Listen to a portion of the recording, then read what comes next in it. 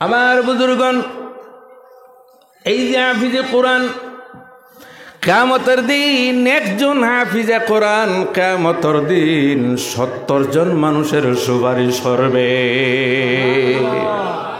কতজন মানুষে? আপনি মনে করুন হাফিজে কোরআন নিজের খানদানের মানুষ খুঁজে খুঁজে বের করে নিতেছেন, কিন্তু যে বাড়িতে জাগির খাইলেন সেই জাগির বাড়ির বেটা যখন মানুষটি যখন দেখলো, হায় রে হায়, হাফিজ সাহেব আমার বাড়িতে জাগির খেয়ে কোরআন শরীফ হিফজ করেছেন, হো হাফিজ সাহেব আজকে আমাকে রেখে জান্নাতের মধ্যে কিভাবে আপনার খানদানকে নিয়ে যাচ্ছ? হইতে পারে না, আমার বাড়িতে আপনি ছিলেন, আমার বাড়ির রিজিক খেয়েছেন, গতিকে আমাকে ছেড়ে জান্নাতে যাইতে পারবে না। আল্লাহ বলবেন কোরআনে হাফিজ, হে হাফিজে কোরআন, যে ব্যক্তির বাড়ির মধ্যে তুমি ভাত খেয়েছো, যে ব্যক্তির দানা খেয়েছো, তুমি কিভাবে সেই ব্যক্তিকে ছেড়ে তুমি তোমার খানদান নিয়ে জান্নাতে যাবে? আমি আল্লাহ বলতেছি এটা কিন্তু মরুয়ত নয়। আল্লাহ সুবহানাহু ওয়া তাআলা যখন বলবেন তখন হাফিজে কোরআন বলবেন, বাবা যে আমার সঙ্গে চলো জান্নাতে যাব। জোরে বলুন সুবহানাল্লাহ। একজন হক্কানি আলিম যদি থাকেন, কোন ধরনের আলিম? জোরে বলুন কোন ধরনের? যে বর্তমান যুগে হক্কানি আলিমের প্রয়োজন আছে কিনা?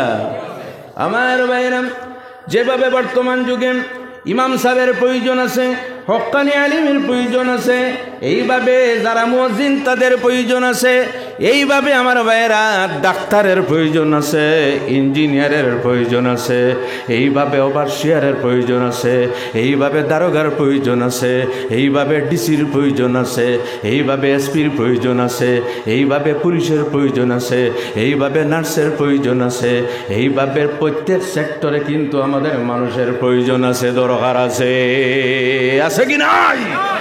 এজন্য আমার ভাইয়ের, আমি একজন শিক্ষক, একজন টিচার, গত বছর পর্যন্ত কিন্তু ছিল শিলচর সিনিয়র মাদ্রাসা, এখন কিন্তু হয়ে গেছে শিলচর হাই স্কুল। গতিকে আমি বলতেছি, ছেলেমেয়ে যারা স্কুল কলেজের মধ্যে পড়তেছ, ভালোভাবে তোমরা পড়াশোনা করো, নিয়তটা ঠিক রাখো। মেয়ে যারা আছো, তোমার শালীনতা বজায় রেখে তুমি পড়াশোনা করো।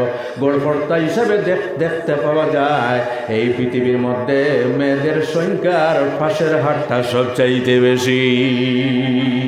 সুবহানাল্লাহ বলবেন না?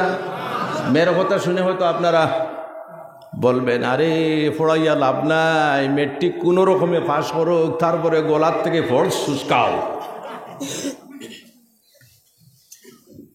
না না, তাকে বিবাহ দিয়ে কি হবে? সে তো তার স্বামীর বাড়িতে গিয়ে কি করব? বাসন মাজবে। আচ্ছা, এখন বর্তমান যুগে কিন্তু বাসন আগের মতো ভালো হয় না, হয় কি আছে? গ্যাস, গ্যাসের যে বর্তন সেগুলো ভালো হয়। জি, তাহলে এই চিন্তা বাদ দিতে লাগবে, লাগবে কি না? আমি বলতেছি না যে আপনারা বিবাহ দিবেন, বিবাহ দেন, কিন্তু উপযুক্ত শিক্ষায় শিক্ষিত হলে যদি আপনি বিবাহ দেন, তার গর্ভে থেকে যে বাচ্চা জন্মগ্রহণ করবে সেই বাচ্চার মধ্যে পড়াশোনার গুণ তৈরি হবে। জোরে বলুন সুবহানাল্লাহ। এর মধ্যে একটা আমি ঘটনা বলি, হয়তো আমি কোনোদিন বলেছি, আজকে বলতেছি। আমার ভাইয়েরা, খারাপ লাগতেছে? আপনাদের নাম জানা আছে একজন ওলি, সেই ওলির উপাধি হলো ওয়ালিকুল শিরোমণি। সেই ওয়ালিকুল শিরোমণি হলেন হযরত গৌসে আজম আব্দুল কাদের জিলানী মাহবুবে সুবহানী রহমতুল্লাহি তাআলা আলাইহি। নাম শুনেছেন? জোরে বলুন, নাম শুনেছেন? গৌসে আজম আব্দুল কাদের জিলানী রহমতুল্লাহি তাআলা আলাইহি মার গর্বে ওনার মার নাম উম্মুল খায়ের ফাতিমা। কি নাম? উম্মুল খায়ের ফাতিমা। 17 পারা কোরআন শরীফের হাফিজা ছিলেন। সুবহানাল্লাহ বলবেন না? কত পারা? 17 পারা। বাচ্চা গর্বে ডেইলি কোরআন শরীফের তিলাওয়াত করতেন।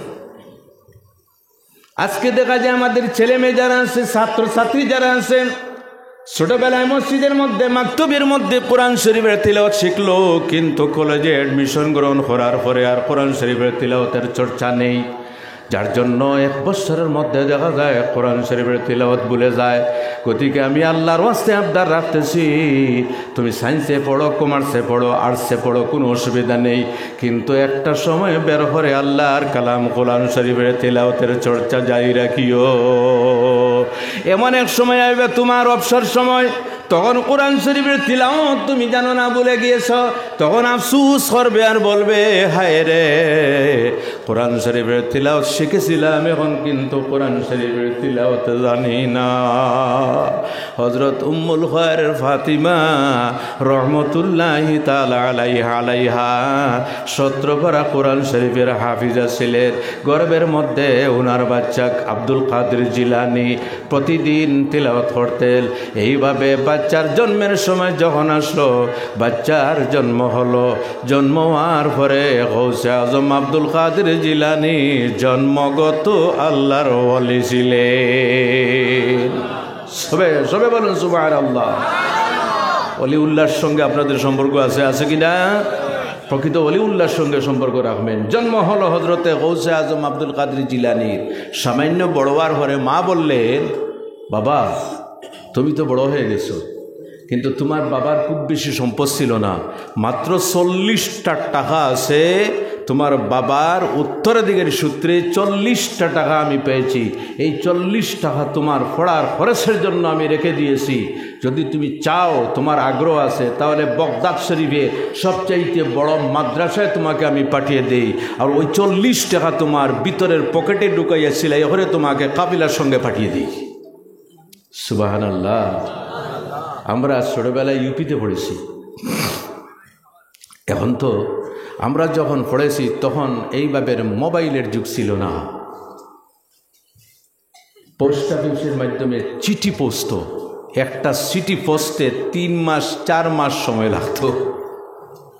তারপরে দেখো চিঠি ছিঁড়া, অবস্থা খারাপ। এখন তো আল্লাহর শুকর, ডেইলি মোবাইলের মাধ্যমে, ভিডিও কলের মাধ্যমে সে তার মা বাবাকে দেখতে পায় কি না?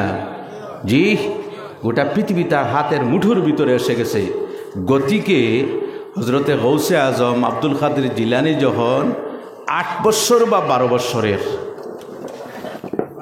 তখন শুনলেন যে বগদাদের শহরের মধ্যে একটা বড় মাদ্রাসা আছে, সেই বগদাদে একদল কাফেলা যাবে।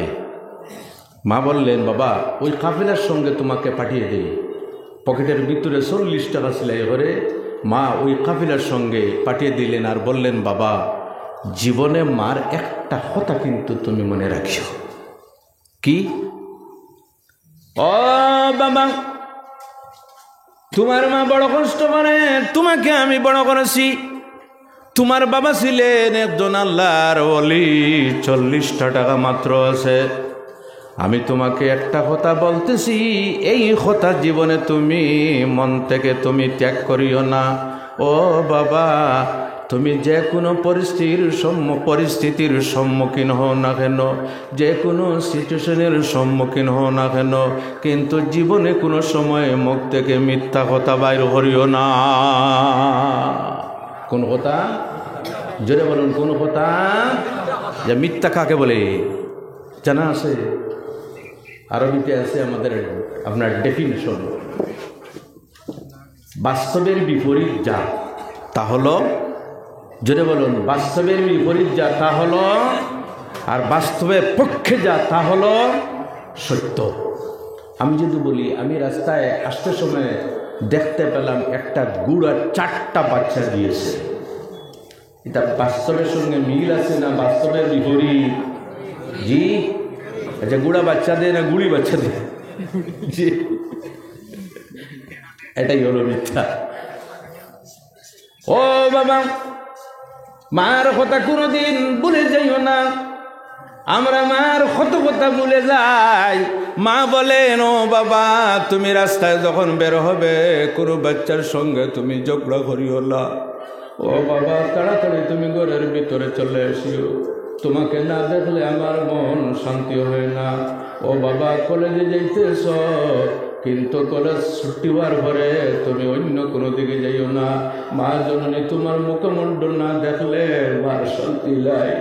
এইভাবে হযরত গৌসে আজমের মা উম্মুল গার ফাতিমা বলতেছেন, ও বাবা, মাথায় হাত বুলাইয়া গালের মধ্যে চুমু খেয়ে বলতেছেন, বাবা গো, তোমার মার একটা কথা জীবনে তুমি বলিও না। যে কোনো সিচুয়েশন অবস্থার সম্মুখীন না হন, তুমি জীবনে কোনোদিন মিথ্যা কথা বলিও না। সুবহানাল্লাহ। কাবিলার সঙ্গে জঙ্গলের মধ্যে বিয়ে বসলেন।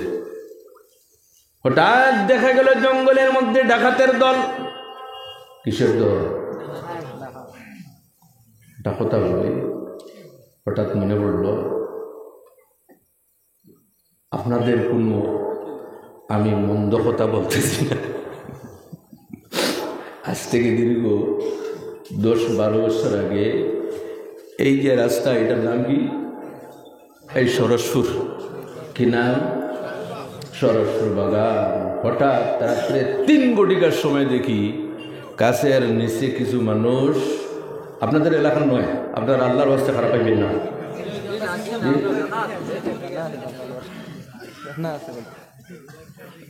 আমি আর আমার বাবাজি আলহাজ হযরত মাওলানা জমিরুদ্দিন যাইতেছি, কথা প্রসঙ্গে বলতেছি, কোনো কিবত কোনো ফরনিন্দা করতেছি না। হঠাৎ দেখি একটা গাছের নিচে কিছু মানুষ, আর হাতের মধ্যে কি যেন জিনিস চকচক করতেছে। আমি দেখার সঙ্গে সঙ্গে বুঝতে পেরেছি। বললাম, বাবাজি আপনি দেখতেছেন? বলে, বাবা দেখতেছি। আজকে আপনার ফিরাকে কতটুকু আমি আজকে পরিচয় করব।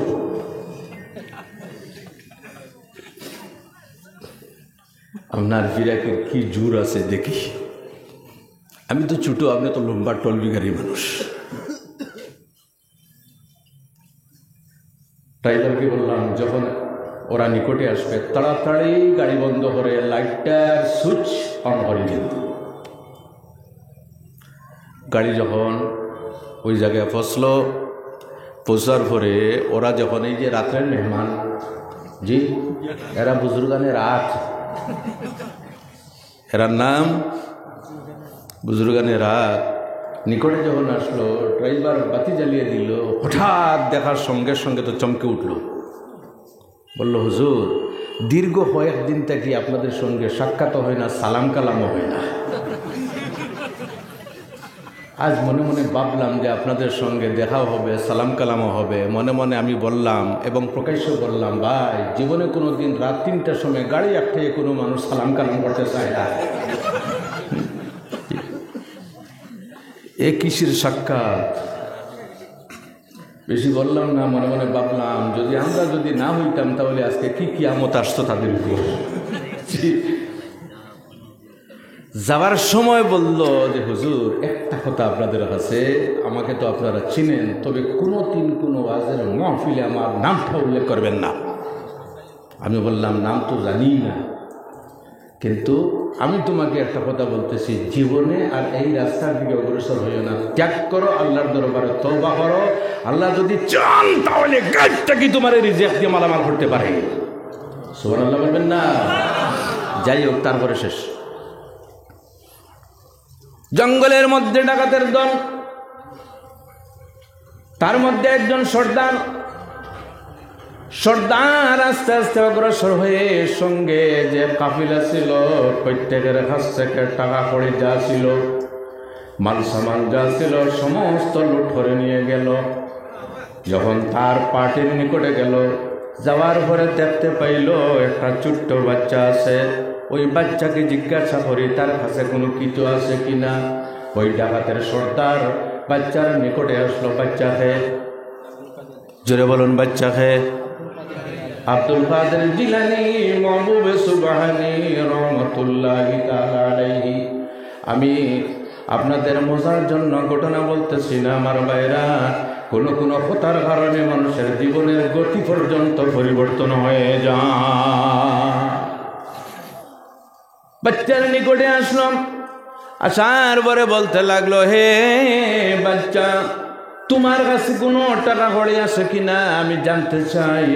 গৌসে আজম আব্দুল কাদের জিলানী বললেন দর্তহীন ভাষায়, হ্যাঁ আমার ভিতরের পকেটের মধ্যে 40 টাকা আছে। সুবহানাল্লাহ জুড়ে বলে। ডাকাতের সর্দার অবাক আশ্চর্য, আরে কি ব্যাপার, প্রত্যেক মানুষ কিন্তু আমাদের কাছ থেকে তার সম্পদ গোপন রাখতে চায়, কোনোদিন বলতে চায় না। কিন্তু ওই বাচ্চা দেখা যায় আমার কাছে এসে ব্যক্ত করলো তার কাছে কি আছে, 40 টাকা আছে। তখন ডাকাতের সর্দার অবাক, সে বলতে লাগলো, হে বাচ্চা, তুমি যদি গোপন রাখতে তাহলে তোমার টাকা আমরা চিন্তাই করি লুট করে নেই না, আজকে তুমি কোন কারণে বললে তোমার কাছে টাকা আছে? তখন গৌসে আজম আব্দুল কাদের জিলানী বলেন, আপনারা কে? আমি চিনি না। আমার যদি টাকা নিতে চান তাহলে আমি টাকা দিতে রাজি আছি। হে বাচ্চা, তুমি কোন কারণে টাকা দেবে? তুমি যদি মিথ্যা কথা বলতে তাহলে তোমার টাকা আমরা নেই না। তখন গৌসে আজম আব্দুল কাদের জিলানী বলে, আমি আসার সময় আমার মা জননী একটা কথা বলেছে, হে বাবা, জীবনে যে কোনো সমস্যার সম্মুখীন হও না কেন, কোনো দিল মিথ্যা কথা বলিও না। আমার মা জননীর কথা মনে আছে, জান যায় কোনো অসুবিধা নেই, টাকা যায় কোনো অসুবিধা নেই, আমার প্রাণ যায় কোনো অসুবিধা নেই, কিন্তু আমি বাচ্চার জবান থেকে কোনো সময় মিথ্যা কথা বের হবে না। নারায়ে তাকবীর, নারায়ে রিসালাত, আহলে সুন্নাত ওয়াল জামাত। আমার ভাই, এই কথা শোনার সঙ্গে সঙ্গে ডাকাতের অন্তরে বুলেটের মধ্যে খাস করলো,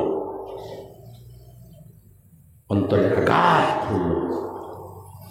ডাকাত বলতেছে, হ্যাঁ এক বাচ্চা তার মার কথা কোনো সময় বলতে রাজি নয়, কিন্তু আমরা আল্লাহর কাছে প্রতিশ্রুতিবদ্ধ হয়ে পৃথিবীতে এসেছি, আল্লাহ জীবনে কোনোদিন পাপ কাজ করব না, আল্লাহ জীবনে কোনোদিন লুটতরাজ করব না, আল্লাহ জীবনে কোনোদিন মানুষের হক আত্মসাৎ করব না, আয় আল্লাহ জীবনে কোনোদিন কোনো মানুষকে হত্যা করব না, আয় আল্লাহ জীবনে কোনোদিন শরীয়তের বিরুদ্ধে কাজ করব না, জীবনে কোনোদিন ইসলামের বিরুদ্ধে কোনো কাজ করব না। কিন্তু এই বাচ্চা মার একটা কথা বলতেছে না, কিন্তু আমরা আল্লাহর শত শত কথা বলে আছি। ওই ডাকাতের সর্দার গেল, নিকটে ছিল একটা ঝর্ণা, সেই ঝর্ণার মধ্যে স্নান করে, গোসল করে, সুন্দর কাপড় পরিষ্কার করে। গৌসে আজম আব্দুল কাদের জিলানী, বালক গৌসে আজম আব্দুল কাদের জিলানীর কাছে বলতেছে, হে বাবা, আজকে তোমার কথার কারণে আমার জীবনের গতি চেঞ্জ হয়ে গেছে। হে বাবা, আজকে তোমার আচরণের কারণে আল্লাহ আমার দিল থেকে গুনার পর্দা সরিয়ে দিয়েছেন। হে বাবা, আমি এখন চাইতেছি তোমার কাছে আমি তওবা করব। যখন এই ডাকাতের সর্দার তওবা করে পরিষ্কার হয়ে গেল, তখন ডাকাতের পার্টির যারা ছিল তারা বলল, হে স্যার, আপনি কোন দিকে?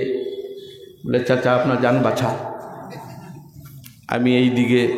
তখন তারা বলল, বুঝতে পারলাম না, সারা জীবন ডাকাতি করলাম, আজকে আমাদেরকে ছেড়ে তওবা রাস্তার দিকে আপনি চলতে লাগলেন, হইতে পারবে না, আমরা গোসল করে সেই বাচ্চার কাছে আমরা তওবা করব। প্রত্যেক ডাকাত গৌসে আজমের হাতে তওবা করে পবিত্র হয়ে পরবর্তীতে একটা এলাকার বড় ধরনের ওলিউল্লাহ হয়ে গেছে। ভাইরা, সেই বাচ্চার নাম হলো গৌসে আজম আব্দুল কাদের জিলানী রহমতুল্লাহি তাআলা আলাইহি। যখন মাদ্রাসায় গিয়ে অ্যাডমিশন নিলেন, নেওয়ার পরে নতুন আগন্তুক বাচ্চা, সামনের বেঞ্চে স্থান নেই। নতুন কোনো বাচ্চা যদি স্কুলে অ্যাডমিশন গ্রহণ করে, টিচার তো জানতে পারেন না এই বাচ্চার কোয়ালিটি কী ধরনের আছে, এই বাচ্চার কোয়ান্টিটি কী ধরনের আছে, বাচ্চার ট্যালেন্টেড না এমনিতেই। পিছনের বেঞ্চে জায়গা আছে। কোন বেঞ্চে? এইভাবে হয় কি না? শিক্ষক ওস্তাদ উনার দিকে খুব একটা লক্ষ্য করেন না। হঠাৎ একদিন বললেন, তুমি কিন্তু চুপ থাকো, নীরবে থাকো, কোনো কিছু তুমি বলো না কোনো কারণে। গৌসে আজম বলেন, হুজুর আপনি যদি বলান তাহলে আমি বলবো, আপনি যদি বলান তাহলে আমি বলতে রাজি আছি। তখন শিক্ষক বলতে লাগলেন, তুমি পড়ো আউযু বিল্লাহি মিনাশ শাইতানির রাজিম। গৌসে আজম সেই সময় জবান থেকে বলতেছেন, বিসমিল্লাহির রাহমানির রাহিম। উস্তাদ স্টেঞ্জ, আরে আউযু বিল্লাহ শিখাইতে শিখাইতে শিখাইতেও প্রয়োজন হয় নাই, শুধুমাত্র বললাম আউযু বিল্লাহি মিনাশ শাইতানির রাজিম, ওই বাচ্চা দেখা যায় সঙ্গে সঙ্গে পড়তেছে বিসমিল্লাহির রহমানির রহিম। সুবহানাল্লাহ বলেন না? আবার উস্তাদ বলতেছেন, আলিফ লাম মিম যালিকাল কিতাবু লা রাইবা ফীহি। গৌসে আজম বলতেছেন, হুদাল লিল মুত্তাকিন। উস্তাদ আরো অবাক, আরে এ মানুষ না জিন্নাত? অত্যন্ত অ্যাডভান্স, এত অ্যাডভান্স। উস্তাদ জিজ্ঞাসা করলেন, তুমি কি সামনের দিকে অগ্রসর হইতে পারবে? তখন গৌসে আজম উত্তর দিলেন, যদি আপনি অনুমতি দেন তাহলে আমি অনর্গলভাবে কোরআন শরীফের 17 পারা আপনার সামনে আমি পড়ে নিব। নারায়ে তাকবীর, নারায়ে রিসালাত। হুজুর যদি চান তাহলে কোরআন শরীফের 17 পারা আমি অনর্গল হিসাবভিত্তি আমি পড়ে নিতে পারি। জিজ্ঞাসা করলেন, বাবা তুমি কিভাবে মুখস্থ করলে? তখন উত্তর দেন, হুজুর আমার মা কোরআন শরীফের 17 পারা কোরআন শরীফের হাফিজা ছিলেন। আমি যখন গর্ভে ছিলাম তখন আমার মা ডেইলি কোরআন শরীফের তিলাওয়াত করতেন। তখন আমি মার গর্ভে থাকি 17 পারা কোরআন শরীফ আমার সিনার মধ্যে আমি দায়ম করে নিয়েছি। এজন্য আমার ভাইরা, প্রাথমিক দিকে শরীয়তের শিক্ষা, ইসলামিকের শিক্ষা, তারপরে জেনারেল শিক্ষা। যদি জেনারেল শিক্ষায় শিক্ষিত না করান তাহলে আপনার বাচ্চাদের জীবন কিন্তু অন্ধকার হইবে। এজন্য আমার ভাইয়েরা আমি বলি, মা যদি শিক্ষিত না হন তাহলে সন্তানাদি কিন্তু শিক্ষিত হওয়া কিন্তু অত্যন্ত কঠিন হবে। স্কুল 2 ধরনের, একটা হইল ফর্মাল স্কুল আর একটা হইল ইনফর্মাল স্কুল। ইনফর্মাল স্কুল হল মারকুল। খারকুল, জোরে বলুন খারকুল। মারকুল হলো ইনফর্মাল স্কুল। আপনারা দেখবেন, আপনি তো রুজি রোজগারের মধ্যে, আপনার চাকরি ক্ষেত্রে, বাবা খাস কামের মধ্যে, অনেক বাবা অনেক ব্যস্ততার মধ্যে আছেন, কিন্তু মা ঘরের মধ্যে বাচ্চাকে যখন লালন পালন করে একটু সুযোগ পান, বাচ্চা যখন একটু কথা বলার সময় আসে তখন মা বলেন, বাবা আল্লাহ আল্লাহ আল্লাহু লা ইলাহা ইল্লাহু, আল্লাহ আল্লাহ আল্লাহু লা ইলাহা ইল্লাহু।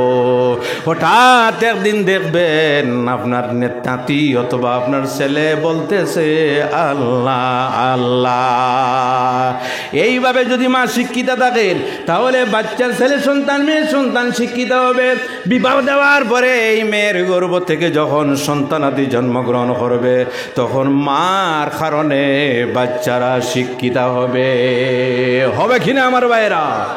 এর জন্য ইসলামী সংস্কৃতি, ইসলামিক কালচার গ্রহণ করে আপনার শালীনতা বজায় রেখে সায়েন্সে পড়েন কোনো অসুবিধা নেই, কমার্সে পড়েন কোনো অসুবিধা নেই, আপনি আর্টসে পড়েন কোনো অসুবিধা নেই, MBA করেন কোনো অসুবিধা নেই, আপনি মেডিকেল কলেজে পড়েন কোনো অসুবিধা নেই, BSc নার্সিংয়ে পড়েন কোনো অসুবিধা নেই, আমাদের শিলচর GC কলেজে পড়েন কোনো অসুবিধা নেই, খাসাড় কলেজে পড়েন কোনো অসুবিধা নেই, আপনার করিমগঞ্জের কলেজে পড়েন কোনো অসুবিধা নেই।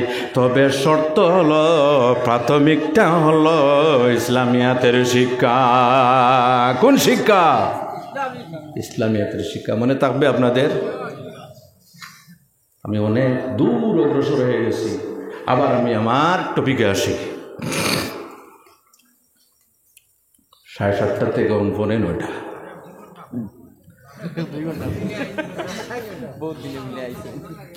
তার অর্থ হলো আমাকে আপনারা লাশ করবেন, আর জীবনে কোনোদিন সাহস করবো না এই গায়ে আর আসতে। ডিউটি অত্যন্ত কড়া, সকাল 8টার সময় ডিউটিতে যেতে লাগে। আর আমি কিন্তু আমার মধ্যে একটা দোষ কি, আমি যদি কোনো ওয়াজের প্রোগ্রামে আসি, যে টাইম দিব টাইমের 1 ঘন্টা না হলে 1.5 ঘন্টা 2 ঘন্টা আগে আসি, যাতে যিনি দাওয়াত দিয়েছেন ওনার টেনশন যাতে না সৃষ্টি হবে। আজ যদি আমি আসতে দেরি হতো বা আসতাম না, তাহলে আমিরুদ্দিন সাহেবের কী অবস্থা হতো? জি, অনেক মানুষ বলতেন হুজুরকে দাওয়াত দেও না, এমনিতে লিফলেটে পাবলিসিটি করে নিয়েছো। আব্দুল ওয়াহিদ সাহেব, ইমাম সাহেব আগামীকাল থেকে গাছ ফুচকা বাঁধে নেও। জি, আর আমি যথাসম্ভব মিস করি না, এটাই আমার দোষ। আমি যখন স্কুলে যাই তখন 8টার সময় বের হই, 8:30টায় স্কুলে বসি। স্কুল থেকে বের হই সবার শেষে, যাওয়া আগে আর আওয়া সবার শেষে। এটাই আমার দোষ। জানি না আপনারা দোষ বলবেন না গুণ বলবেন। জি, এজন্য আমার ভাইয়েরা লিমিটে থাকা ভালো। মুসা কলিমুল্লাহ আল্লাহর দরবারে নিবেদন করে নাই, আল্লাহ আমি আমার তাওরীত কিতাবের মধ্যে দেখেছি একদল উম্মতের কথা, তারা যখন আল্লাহর জিকির করবে তখন আপনি আল্লাহর রহমত তাদের উপর অবতীর্ণ হয়। আয় আল্লাহ ওদেরকে আমার উম্মত বানিয়ে দাও। আল্লাহ বলেন তোমার উম্মত নয়, হুম উম্মাতু আহমাদা, ওরা হলো মুহাম্মদুর রাসূলুল্লাহর উম্মত। আবার এইভাবে 8 বার আল্লাহর দরবারে নিবেদন করেন। 9 বারের সময় আল্লাহ বলেন ইয়া মুসা ইন্নী ইসতাবাইতুকা আলান নাস বিরিসালাতি ওয়া বিকালামি ফাখুয মা আতাইতুকা ওয়া কুম মিনাশ শাকিরিন। হে মুসা, আমি আল্লাহর কাছে তুমি নিবেদন করেছো, আমি আল্লাহ তোমাকে স্পেশাল 2টা নেয়ামত দান করলাম। জোরে বলুন সুবহানাল্লাহ। সামান্য সময় দূরে শরীফ পড়ুন আল্লাহুম্মা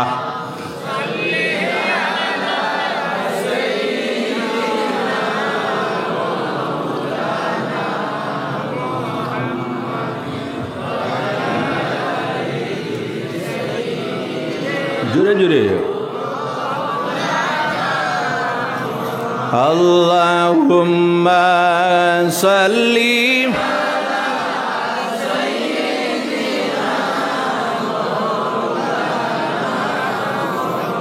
وعلى آل سيدنا।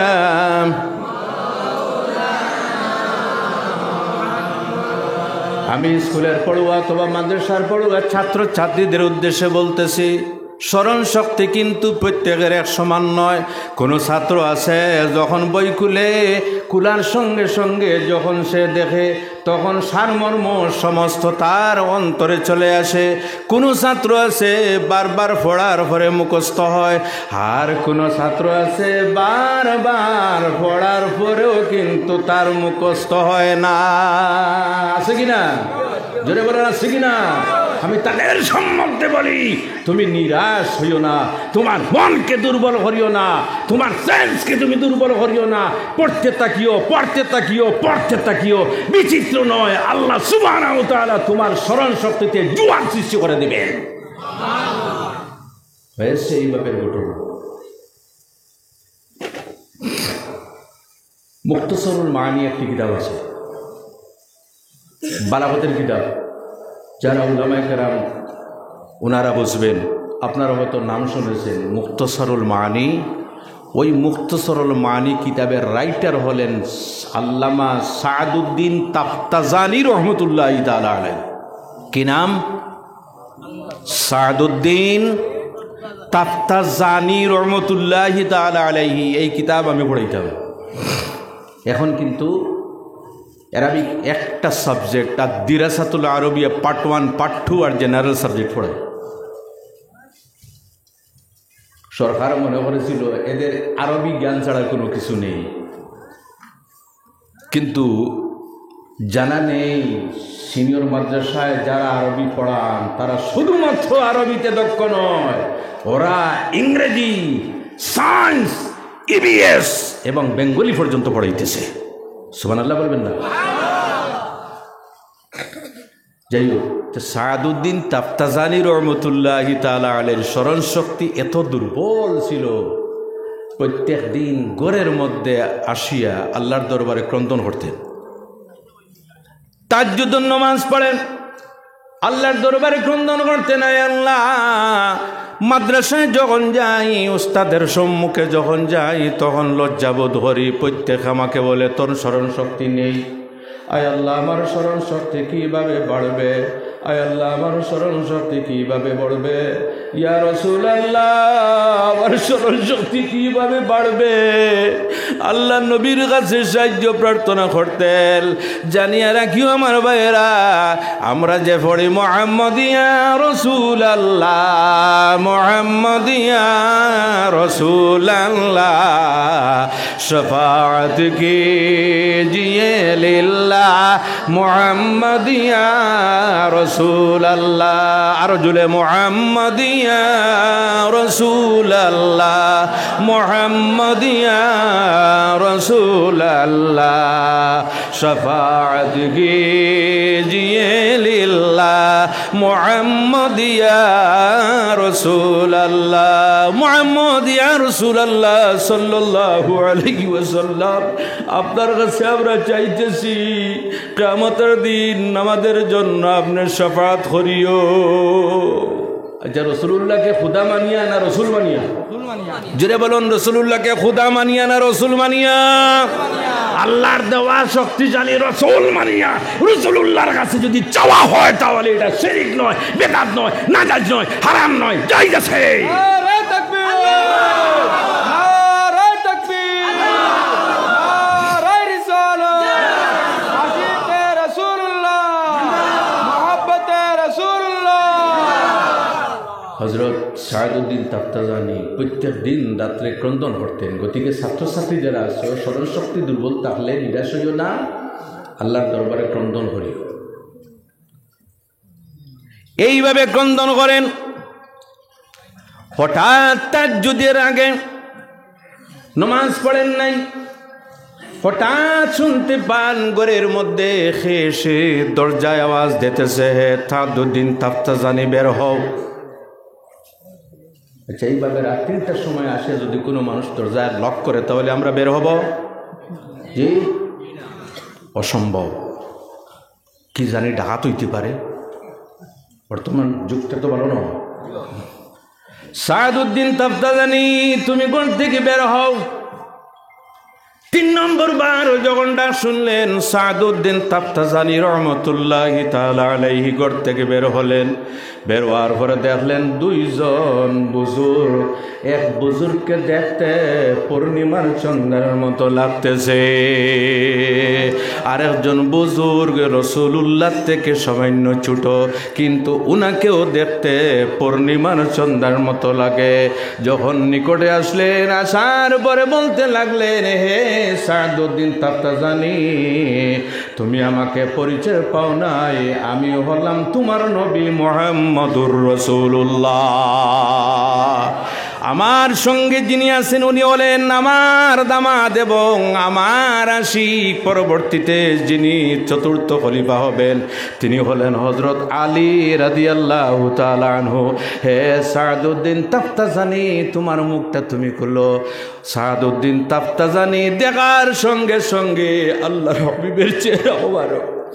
আমার ভাইরা, আল্লাহর হাবিবের চেহারা মুবারক যে একবার দেখেনি তো সে কিন্তু নবীজির আশিক দেওয়ানা হয়ে যেত।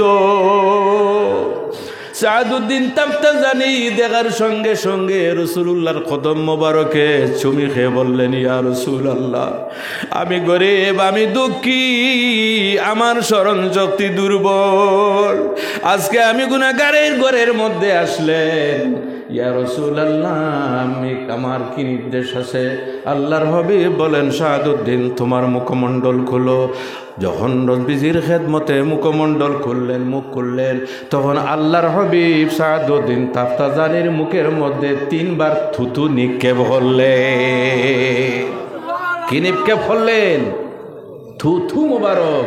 আচ্ছা বলুন তো, রাসূলুল্লাহর থুতু মোবারক আর আমাদের থুতু মোবারকের সমান? আল্লাহু আকবার। তারপরে যিনি সঙ্গে ছিলেন হযরত আলী, 2 বার থুতু মোবারক দিলেন। হযরত আলীকে জিজ্ঞাসা করা হলো, হে আলী, তুমি 2 বার কেন, 3 বার কেন না? হযরত আলী বলেন, আমি যদি 3 বার দেই তাহলে বোঝা গেল আমি রাসূলুল্লাহর সমান হয়ে গেছি। আমার ভাইরা, সাহাবায়ে কেরামের আকীদা দেখো, আমার নবীজি সাল্লাল্লাহু আলাইহি ওয়াসাল্লাম সম্বন্ধে আকীদা দেখো।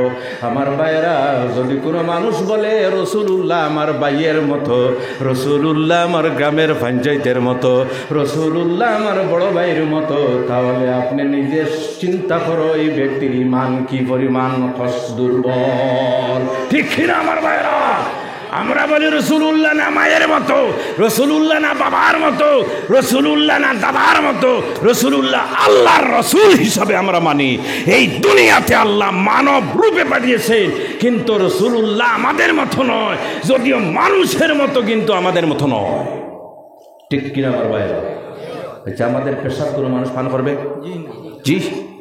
আপনি যদি বলেন, এই আমার পেশাবে বরকত আছে, যদি তুই পান করস তাহলে তোর যে কিডনিতে পাথর আছে বের হয়ে যাবে।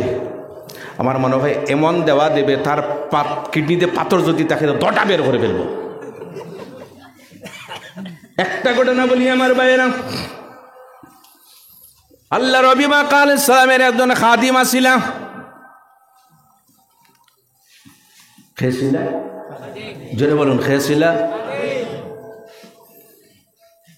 নাম আমার মনে আসতেছে না, কিন্তু আল্লাহর হাবিবের খাদিমা প্রতিদিন রাসূলুল্লাহর খেদমত করতেন। হঠাৎ একদিন আল্লাহর হাবিব বলেন, সুয়াইবা। নাম কি? 3 জনের মধ্যে থেকে একজন। হঠাৎ আল্লাহর হাবিব বলেন, আরেকজন হলেন উম্মে আয়মন। কি নাম? হাই, উম্মে আয়মন। আল্লাহ নবী আলাইহিস সালাম বলেন, হে উম্মে আয়মন, এই যে লাকড়ির বাটি, এই বাটির মধ্যে কিছু পানি আছে, এই পানি তুমি কিছু দূরে নিয়ে মাটিতে ফেলে এসো। আল্লাহর হাবিবকে জিজ্ঞাসা করলেন, ইয়া রাসূলুল্লাহ, কিসের পানি? আল্লাহর হাবিব উত্তর দেন, আমার পেশাব মোবারক। কি? খার, নবীজির খার। উম্মে আয়মন বলেন, ইয়া রাসূলুল্লাহ, জীবনে অনেক মানুষের পেশাব আমি দেখলাম, কিন্তু কোনো পেশাব থেকে মুশকে আম্বরের সুগন্ধ বের হয় নাই, কিন্তু ইয়া রাসূলুল্লাহ আপনার পেশাব মোবারক থেকে মুশকে আম্বরের চাইতে সুগন্ধ বের হচ্ছে। খার, নবীজির পেশাব মোবারক। হায় হায়, নবীজির সঙ্গে কে তুলনা হইতে পারে আমার ভাইয়েরা? আমাদের শরীর আর নবীজির শরীর এক সমান? জোরে বলুন, সমান।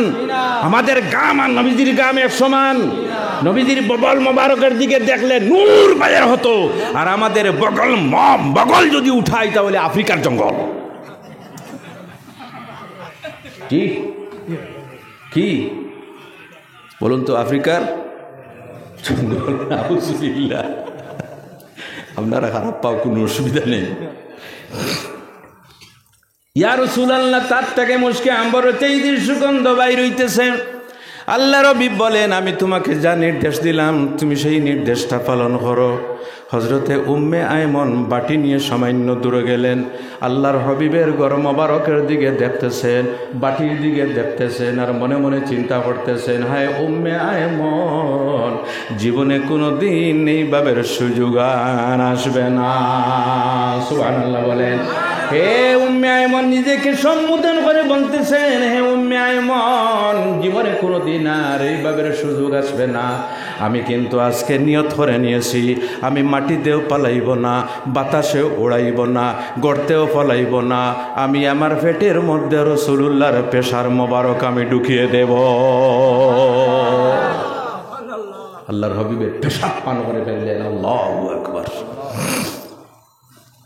এরপরে আল্লাহর হাবিবের নিকটে যখন আসলেন, আসার পরে আল্লাহর হাবিব বললেন, উম্মে আয়মন কি করেছ? খাস শেষ?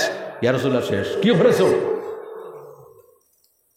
নবীর নির্দেশ মাটিতে পালানোর জন্য। এখন তো কি উত্তর দেবে? উম্মে আয়মন আল্লাহর হাবিবের কাছে বিনম্র নিবেদন করতেছেন, ইয়া রাসূলুল্লাহ, বেয়াদবি মাফ করবেন। আপনি বলেছিলেন আপনার পেশাব আমি মাটির কোনো গর্তে ফেলে দিব, কিন্তু ইয়া রাসূলুল্লাহ আমার ঈমান আছে, রাসূলুল্লাহর সঙ্গে আমার মহব্বত আছে। ইয়া রাসূলুল্লাহ আমি গর্তে পালাই না, রাসূলুল্লাহর পেশাব মোবারকের বেয়াদবি হইবে। ইয়া রাসূলুল্লাহ বাতাসে উড়াই নাই, নবীজির পেশাব মোবারকের বেয়াদবি হইবে। আমি আমার পেটের মধ্যে পেশাব মোবারক আমি জায়গা দিয়েছি, ইয়া রাসূলুল্লাহ আপনার পেশাব মোবারক আমি পান করে ফেলেছি। তখন আল্লাহর হাবিব বলেন, নাই হারাম করেছ, নাজায়েজ করেছ, শরীয়তের বিরোধী কাজ করেছ, ইসলামের বিরোধী কাজ করেছ, নবীর বিরুদ্ধের কাজ করেছ। বরং রাসূলুল্লাহ বলেন, হে উম্মে আয়মন, দুইটা সুসংবাদ দিতেছি। একটা সুসংবাদ হলো জীবনে তোমার পেটের মধ্যে কোনোদিন কোনো রোগ হবে না। হে উম্মে আয়মন, আর একটা সুসংবাদ দিতেছি, যার পেশাব রাসূলুল্লাহর পেশাব যার পেটের মধ্যে গিয়ে পৌঁছে গেছে, সেই পেটের জন্য আল্লাহ দোজখের আগুন হারাম করে দিয়েছে।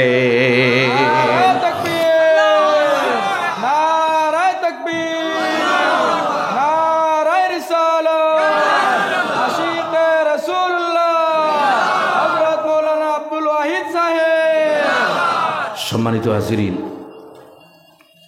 এই ছিল নবীজির মহব্বত। কি ছিল? একটু জোরে আওয়াজ দিন, কি ছিল? নবীজির উম্মত যেভাবে অন্যান্য উম্মত থেকে সবচাইতে সম্মানিত, বিশেষ করে যাদের ইমানের অন্তরের মধ্যে ইমান আছে, লা ইলাহা ইল্লাল্লাহু মুহাম্মাদুর রাসূলুল্লাহ। আমার ভাইয়েরা, অন্যান্য নবীগণের নিয়ম ছিল, যদি তাদের কাপড়ের মধ্যে কোনো নাপাক জিনিস লেগে যেত, তাহলে আল্লাহর পক্ষ থেকে নির্দেশ দিয়েছিল খাটিয়া পালানোর। কি কাটতে লাগবে? কিন্তু রাসূলুল্লাহর কারণে, রাসূলুল্লাহর উম্মতের জন্য আল্লাহ বলেন, হে আমার নবীর উম্মত, তোমাদের কাপড়ের মধ্যে যদি কোনো নাপাক জিনিস লেগে যায়, তাহলে খাটার প্রয়োজন নয়, ভালোভাবে যদি তোমরা দৌত করে নাও, তাহলে আমি আল্লাহ পবিত্র হিসাবে গ্রহণ করে নেব। সুবহানাল্লাহ। কার কারণে? নবীজির কারণে। কার কারণে? হায় হায়, নবীজির কারণে নেয়ামত বক্ষণ করতেছে, কিন্তু নবী চিনে না। আমার ভাইয়েরা, এই পৃথিবীর মধ্যে অসংখ্য অগণিত মসজিদ আছে। এই গামারিয়ার মুসলমান কোনো জন যদি কোনো জায়গার মধ্যে যান, সেই জায়গায় কোনো মসজিদ নেই, কোনো ইবাদতখানা নেই, সেই সময় যদি নামাজের সময় আসে, তাহলে যে কোনো জায়গায় কিবলামুখী হয়ে নামাজ পড়তে পারবেন, কোনো অসুবিধা নেই। অন্যান্য নবীর উম্মতের নিয়ম ছিল যেখানে থাকুক না কেন কিন্তু এবাদতখানায় আসিয়া এবাদত করতে হবে। যে কোনো জায়গায় থাকো না কেন তুমি যদি নামাজ পড়ো তাহলে এবাদতখানায় আসিয়া নামাজ পড়তে লাগবে, এবাদত করতে হলে এবাদতখানায় আসিয়া নামাজ পড়তে লাগবে।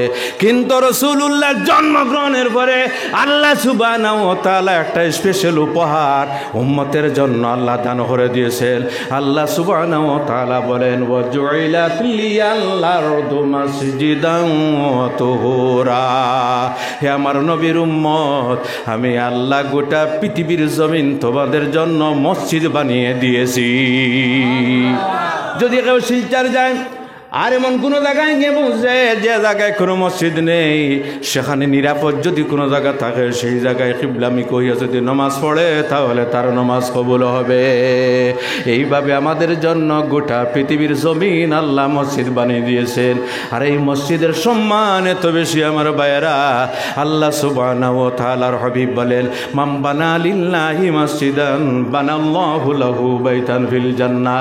যদি কোনো মানুষ মসজিদের জন্য একটা টাকা যদি দান করে তাহলে আল্লাহ সুবহানাহু ওয়া তাআলা তার জন্য জান্নাতে একটা মহল তৈরি করে দেবে।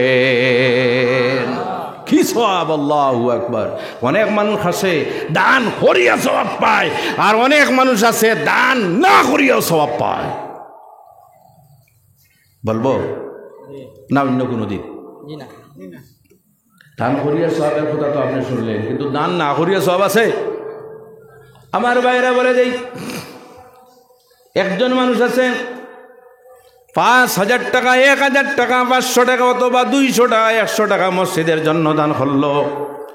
আর একজন গরিব আছে, হায় রে আমি পথের ভিখারি, আমার কাছে কোনো টাকা নাই, হড়ি নাই, যদি থাকতো তাহলে আমি আল্লাহর দরবারে দান করতাম, আল্লাহর নামে দান করতাম। সেই ব্যক্তি দান করিয়া যে সওয়াব পাইল, ওই ব্যক্তির মনের মধ্যে আফসোস থাকার কারণে আল্লাহ তাকে সওয়াব দিয়ে মালামাল করে দেবে। এজন্য আমার ভাইরা, ওই উম্মতের জন্য নিয়ম ছিল যাকাত যখন দান করত তখন 4 ভাগের 1 ভাগ দোকানদার করত। কয় ভাগের 1 ভাগ? 100 টাকার মধ্যে 4 ভাগের 1 ভাগ কত? 25 টাকা। কিন্তু আল্লাহ বলেন আমার নবীর উম্মতের জন্য 4 ভাগের 1 ভাগ নয়, আমি আল্লাহ 40 ভাগের 1 ভাগ দান করার জন্য নির্দেশ দিতেছি।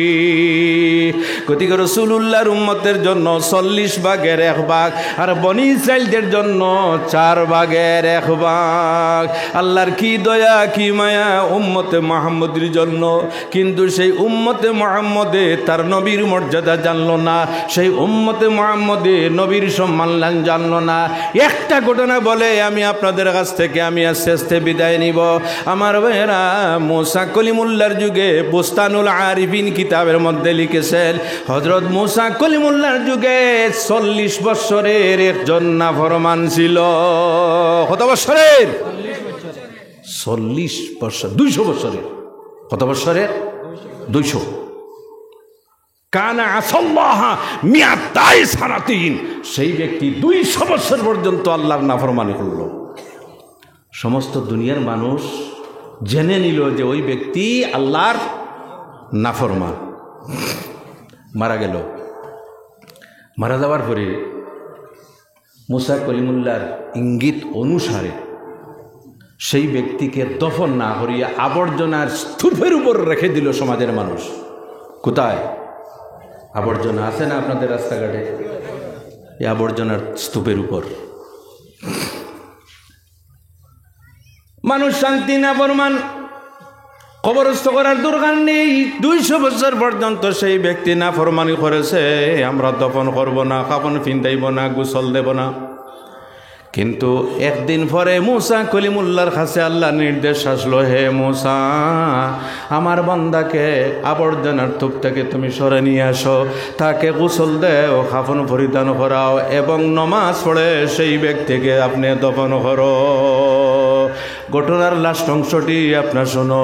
মুসা কলিমুল্লাহ আল্লাহর দরবারে নিবেদন করতেছে, না আল্লাহ, সমাজের ছোট সাক্ষী দেয় 2 বছরের না 200 বছরের না ফরমান, সমাজের বড়রাও সাক্ষী দেয় 200 200 বছর নাফরমান, পুরুষরাও সাক্ষী দেয় 200 বছর নাফরমান, মেয়েরাও সাক্ষী দেয় 200 বছর নাফরমান।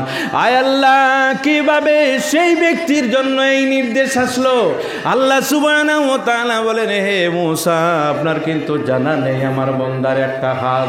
আমার বন্দার হাতটি হলো, যখন তৌরিত কিতাব বের করেছিল একদিন, সেই তৌরিত কিতাবের মধ্যে আমার নবীর নাম মুহাম্মদ সাল্লাল্লাহু আলাইহি ওয়াসাল্লাম দেখলো। দেখার সঙ্গে সঙ্গে আমার নবীর নামের মধ্যে সে চুমা দিয়েছিল। সেই চুমা দেওয়ার কারণে আমি আল্লাহ তার 200 বছরের গুনাহ মাফ করে দিয়েছি। আমার ভাইরা, নবীর মহব্বতের পরিচয়। এইভাবে যদি আমরা নবীর সঙ্গে মহব্বত পোষণ করে নবীজির অনুসরণ যদি করি, তাহলে নিশ্চয়ই আমাদের জীবনের গুনাহ মাফ হবে।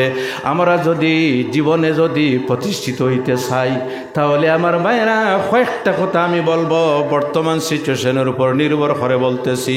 আমাদের মধ্যে যে হিংসা হানাহানি আছে, সেগুলো আমাদের ত্যাগ করতে লাগবে, লাগবে কিনা?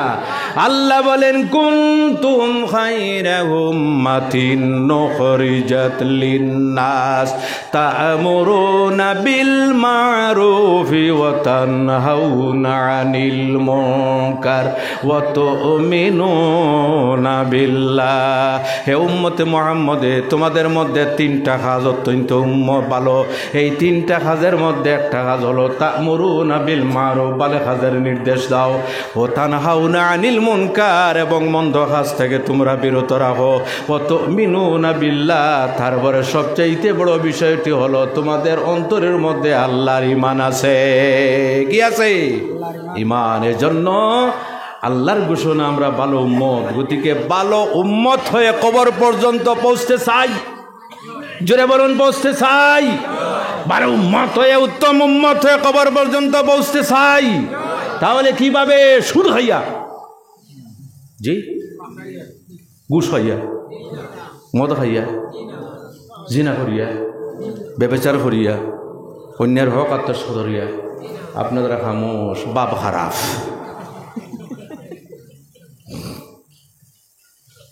অন্যের হক আত্মসাৎ করিয়া, আইল ঠেলাঠেলি করিয়া, হিংসা হানাহানি করিয়া, মারধর করিয়া কোনোটির মাধ্যমে নয়, শরীয়তের বিধান অনুযায়ী জীবন পরিচালিত করিয়া আল্লাহ সুবহানাহু ওয়া তাআলা আমাদের প্রত্যেককে সঠিকভাবে, সুন্দরভাবে শরীয়তের বিধান অনুযায়ী আমাদের জীবন পরিচালিত করার তৌফিক দান করুক। সবাই বলুন আল্লাহুম্মা আমিন।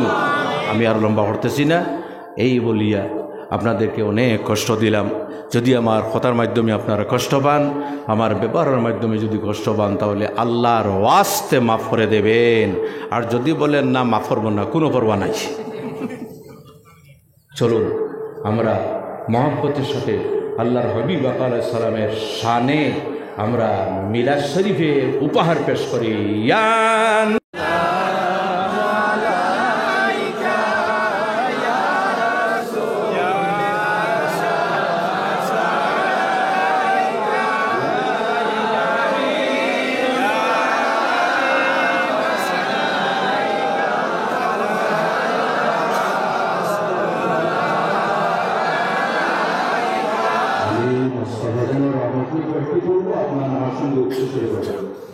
মুস্তাফা জানে রহমত তেরা কোন সালাম শুনে বসনে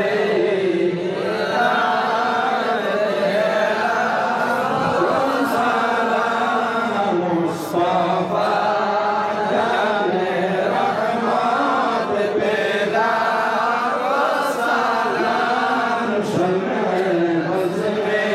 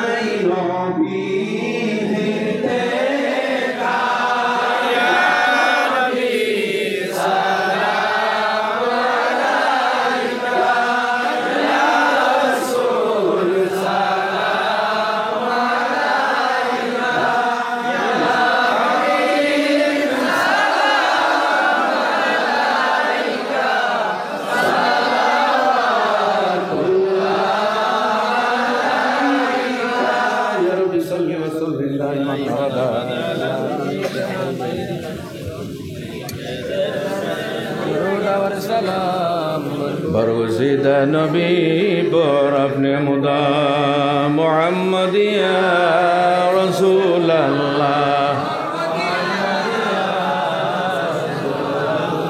शफाअत कीजिए लिल्लाह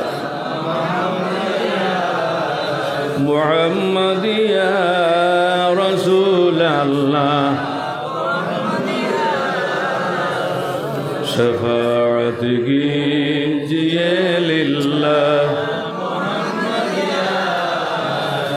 आमीन अल्हम्दुलिल्लाहि रब्बिल आलमीन रब्बना ज़लमना अनफुसना व इन लम तग़फिर लना व तरहमना लनकूनन्ना मिनल खासिरीन रब्बना ज़लमना अनफुसना व इन लम तग़फिर लना व तरहमना लनकूनन्ना मिनल खासिरीन अरहमुर राहिमीन আল্লাহ ये এলাকার মানুষ যারা বিশেষ করে মাহফিলের উদ্যোক্তা ও ক্লান্ত পরিশ্রম করে প্রত্যেকের সাহায্য সহযোগিতার মাধ্যমে আজকে নবীর মাহফিলের আয়োজন হলো হায় আল্লাহ এই মাহফিলের জন্য যত মানুষেরা যেভাবে হোক সাহায্য সহযোগিতার হাত বাড়িয়ে দিয়েছেন হায় আল্লাহ আপনি মওলা প্রত্যেকে দুনিয়া আখিরাতের মধ্যে আপনি সাহায্য করে না হায় আল্লাহ যা কিছু আলোচনা করলাম আপনার বান্দাগণ মনোযোগের সাথে শুনেছেন হায় আল্লাহ নিশ্চয় আপনি সাবধান করবেন সর্বপ্রথমে আকে নামদার হুজুর পূর্ণুর সাল্লাল্লাহু আলাইহি ওয়াসাল্লামের খেদমতে আলী ওনার শান মোতাবিক পৌঁছিয়ে দাও হায় আল্লাহ আপনার হাবিবের খাতির হযরত আদম আলাইহিস সালাম থেকে আরম্ভ করে আজ পর্যন্ত যত মুমিন মুমিনাত কবরের বাসিন্দা হয়ে গেছেন তাদের আরওয়াহ তিবার উপর পৌঁছিয়ে দাও হায় আল্লাহ সাহাবা کرام সাহাবিয়াতে کرام আহলে বাইত ইরজাম আজওয়াজে মুতাহারাত সিদ্দিকিন সালেহিন তাবিন তবে তাবিন ইমাম মুজতাহিদিন হাসানে খুদা মুকররমার বারগাহে আলাইহির খেদমতে আলী পৌঁছিয়ে দাও হায় আল্লাহ এই অঞ্চলের তো আমাদের যত নতুন পুরাতন মুর্দিগান কবরের বাসিন্দা হয়ে গেছেন হায় আল্লাহ আরহামুর রাহিমিন অনেকের মাম্মা দুনিয়াতে নাই অনেকের বাবা যান দুনিয়াতে নাই হায় আল্লাহ চাচা যান চাচি যান নানা নানি শ্বশুর শাশুড়ি হায় আল্লাহ অনেক হয়তো দুনিয়ার থেকে বিদায় নিয়ে গেছেন হায় আল্লাহ আমরা নয়নে দেখতেছি না তাদের সঙ্গে কি ধরনের ব্যবহার হইতেছে কিন্তু আপনার রহমতের ভান্ডারের উপর আশা আছে হায় আল্লাহ আপনি মওলা তাদের সঙ্গে আযাবের ব্যবহার করবেন না হায় আল্লাহ আমাদের তরফ থেকে সবের তুফা পৌঁছে দিয়ে তাদের কবর জান্নাতের টুকরো বানিয়ে দাও কবর থেকে আসার আরম্ভ করে আসার পর্যন্ত যত মুসিবতের ঘাট আছে আপনি আসান করে দাও হায় আল্লাহ যাদের মা বাবা জীবিত আছেন হায়াতের মধ্যে বরকত দাও হায় আল্লাহ প্রত্যেকের বেমার আজার দূর করে সেহত তন্দুরুস্তি নসিব ফরমাও আরহামুর রাহিমিন যত অসুস্থ মানুষ আছে না আল্লাহ কার নৌকা কোন ঘাটে একটা অবস্থায় আছে আপনি মওলার ভালো জানা আছে হায় আল্লাহ প্রত্যেকের নৌকা অসুস্থতার ঘাট থেকে নাজাত দিয়ে শিবার কিনারের মধ্যে পৌঁছিয়ে দাও হায় আল্লাহ হায় আল্লাহ জীবনে অনেক ধরনের গুনাহ করে ফেলেছি হায় আল্লাহ আমাদের গুনার দিকে চাইও না আপনার রহমতের ভান্ডারের দিকে চেয়ে জীবনের সমস্ত গুনাহগুলি মাফ করে দাও হায় আল্লাহ আমাদের সঙ্গে আমাদের মা বোনেরা অনেক আমাদের দুয়ার সঙ্গে হাত উঠিয়েছেন তাদেরকে মাফ করে দাও হায় আল্লাহ আমাদের সন্তানের যারা পড়াশোনার মধ্যে আছেন হায় আল্লাহ তাদের বিবেক বুদ্ধি জ্ঞান দান করো হায় আল্লাহ আয় আল্লাহ সামনে মেট্রিকের পরীক্ষা তার জন্য প্রস্তুতি গ্রহণ করতেছেন আয় আল্লাহ তাদের কষ্ট আপনি বেকারও করিও না আয় আল্লাহ যত ধরনের পরীক্ষা আছে প্রত্যেক পরীক্ষায় তাদেরকে সফলতা নসিব করো দুনিয়ার পরীক্ষা আয় আল্লাহ আখিরাতের পরীক্ষা বিশেষ করে মরণের পরীক্ষার মধ্যে আমাদের ইমানের নৌকা ডুবাইও না আরহামুর রাহিমিন মানুষ হিসাবে আমাদের অন্তরের মধ্যে জায়েজ সত্তা হবে শরীয়তের মোতাবেক আমাদের প্রত্যেকের জায়েজ পূর্ণ করে দাও আয় আল্লাহ আরহামুর রাহিমিন অনেক মেয়েরা উপযুক্ত হিসাবে পড়াশোনা করে বাড়ির মধ্যে বসে আছেন আরহামুর রাহিমিন মা বাবার দিবারাতে চিন্তা কিভাবে আমার মেয়েদেরকে বিবাহ দেব আয় আল্লাহ তাদের জন্য উপযুক্ত ঘরের ব্যবস্থাটা করে দাও আয় আল্লাহ যত যুবকেরা পড়াশোনা করে বেকার তাদের বেকারত্ব দূর করে হালাল কর্মসংস্থানের ব্যবস্থাটা করে দাও আয় আল্লাহ আয় আল্লাহ আমাদের দেশ ভারতবর্ষ আয় আল্লাহ এই ভারতবর্ষ প্রত্যেক ধরনের ধর্মাবলম্বী মানুষের বসবাস আয় আল্লাহ প্রত্যেকের অন্তর থেকে হিংসা বিদ্বেষ দূর করে একসঙ্গে বসবাস করার ক্ষমতা দান করো আয় আল্লাহ আমাদের দেশের দশে পরিবারে শান্তি প্রতিষ্ঠিত করে দাও আয় আল্লাহ যারা সাম্প্রদায়িকতার মাধ্যমে আমাদের দেশের প্রতিসাধন করতে চায় তাদেরকে হেদায়েত নসিব করো আরহামুর রাহিমিন আয় আল্লাহ আমাদের জান মাল ইজ্জত আবরু আমানত জ্ঞান সমস্ত আপনার হাওলা করলাম, আপনি হেফাজত ফরমাও। হায় আল্লাহ, যতদিন দুনিয়াতে রাখো নেক আমলের মাধ্যমে যতর জীবন নসিব করিও। এইভাবে জীবন পরিচালিত করাইয়া যখন মরণের সম্মুখীন হব, হায় আল্লাহ, সেই সময় জবান বন্ধ করে বিমানে বিনা কলিমায় মরণটা করিও না। আয় আল্লাহ, সেই সময় আপনার দরবারে আমাদের নিবেদন, আয় আল্লাহ, আপনার হাবিব আলাইহিস সালাম আমাদের সম্মুখে রাখিও। আয় আল্লাহ, নয়ন ভরে দেখাইও এবং আমাদের জবান থেকে জীবনের শেষ কথাটা বাইর করাইও। লা ইলাহা ইল্লাল্লাহু মুহাম্মাদুর রাসূলুল্লাহ। সুবহান রাব্বিকা রব্বিল ইজ্জাতি আম্মা ইয়াসিফুন ওয়া সালামুন আলাল মুরসালিন ওয়াল হামদুলিল্লাহি রাব্বিল আলামিন। আসসালামু আলাইকুম ওয়া রাহমাতুল্লাহ।